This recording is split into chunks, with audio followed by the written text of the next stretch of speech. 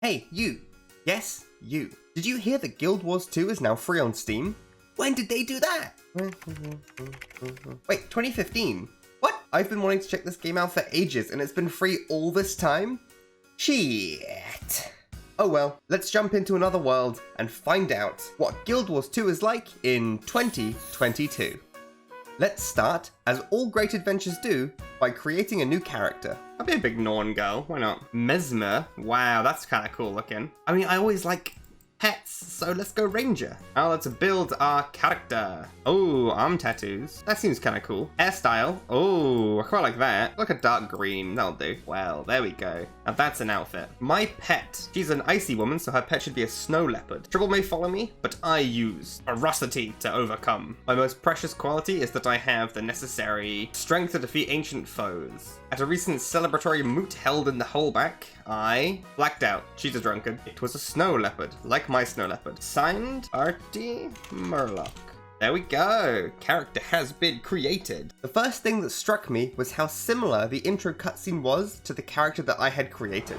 I was born in the fire of combat.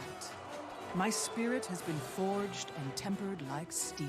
I'm assuming the options we picked during the character creation had an impact on the narration and much more about the game. Guild Wars 2 controls like any other tab targeting MMO. What this means is that you target your enemies with, now get this, the tab button.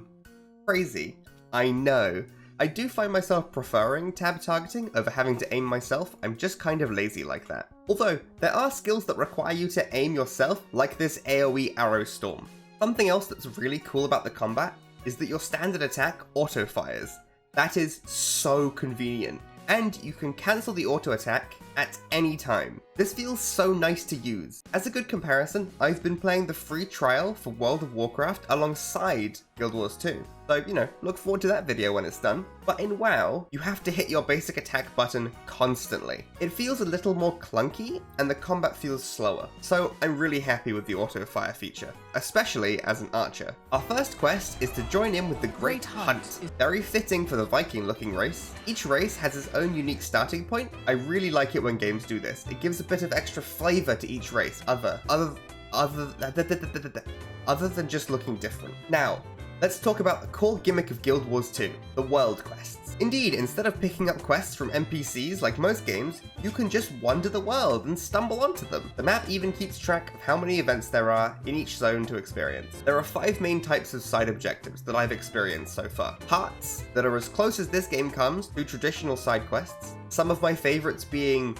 catch the beer keg and throw snowballs at children. That was a good one. The hero point quests are little challenges that are often to fight a single strong enemy, and your reward for completing them is unsurprisingly a hero point. This little diamond thing is a fast travel point. You need to unlock them to use them. These triangles are Assassin's Creed style vistas. It's really fun to parkour your way up to them. And lastly, these little squares are locations to explore. Each zone has a set amount of these events, as well as world events that I will get into later. Those are different from world quests because I say so. If you manage to explore the whole map and tick off every single objective, you get a really cool reward and lots of experience. Complete! Hero challenge complete! Wayfarer's Foothills complete! I can have the healing Shiver Peak. I can have the healing Zweihander of Agony. Transmutation charge, 40 copper. Oh, I got all of that. Oh wow, okay. This system has positives and negatives. Not needing to go to NPCs to pick up and drop off quests really streamlines the questing experience, making leveling and enjoying the core combat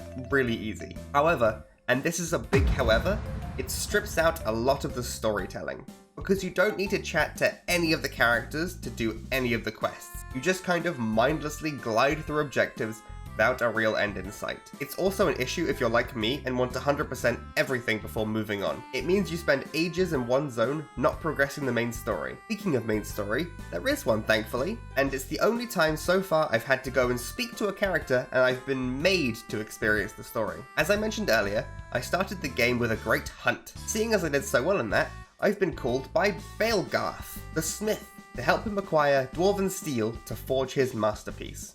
Enter instance, let's go! This is my first, main mission aside from the first one I did, so this is my second main mission. Jotun!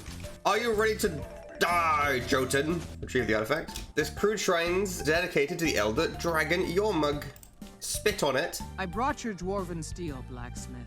I really like that these sections are voice acted, and I really enjoy that my character sounds like how I envisioned her sounding in the character creator. The main quest functions very much like a traditional MMO. Questing is fun, and the voice acted dialogue really spices things up. I only played the first part of the quest line for this video, but I did complete the entirety of the first zone, and that took me up to level 21.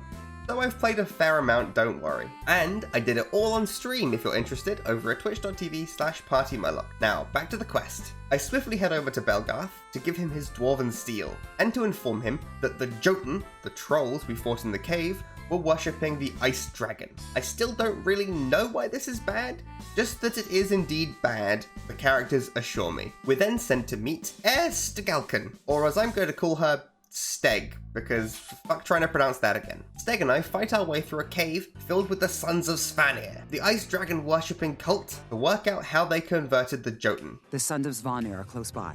We can try talking to them, but they hate anyone who doesn't serve their dragon, and they utterly despise women. Wow, they're sexist too. Maybe. Unblockable attacks! Oh, he's strong. She's not helping at all! Maybe you shouldn't have fucked with us. We learned that the new giant king, Korag, lusts for the ice dragon's power. Let's go confront this big boy, but before we do, let's have a drug-induced flashback about how the Jotun aren't all bad, then plunge our new dwarven steel axe into the heart of a griffin. With those preparations out of the way, let's take the fight to Korag and stop the Jotun from walking down a dark path. Oh, I've got the axe. Wind shear. Griffin strike. Whoa. So, the Norn who doubts Jormag has returned. I'll tear you in half.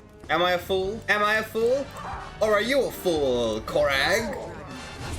Can't last much longer. What do you mean he can't last much longer? We fucking wrecked him! All of that story I condensed into one paragraph took me around 3 hours to complete because of all the exploring I did between each mission. I mentioned earlier about world missions. These are random events that pop up in the world that require you to cooperate with other players to complete. It's fun to work together with random players without actually having to talk to them. You'll just turn up and a group of people will be fighting a giant lizard or a giant wolf. On the larger end, there are world bosses. I had loads of fun fighting this Svanir shaman here. Each world quest gives you various rewards. The world boss gave me some level 80 gear that I cannot equip, but I can use for cosmetics, so that's really cool. Aside from burning out doing all the exploring, the only other downside I can think of is the sheer depth of the mechanics and the options you get. Each level you're presented with a vast swath of new buttons to press and things to interact with. I still barely know what I'm doing and I'm level 20, but with it comes a great amount of customization. Each weapon type brings with it a new playstyle and build.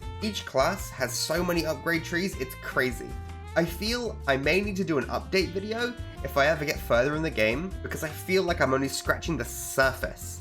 So, you know, that could be a positive for some and a negative for others. So, let me pose a question. Is Guild Wars 2 worth playing in 2022? Yeah, absolutely.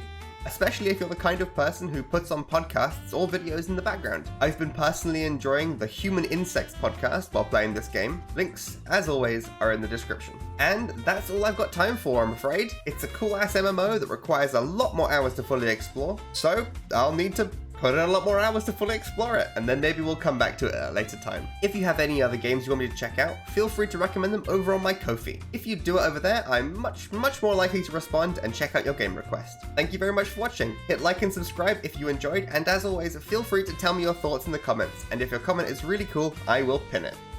See ya!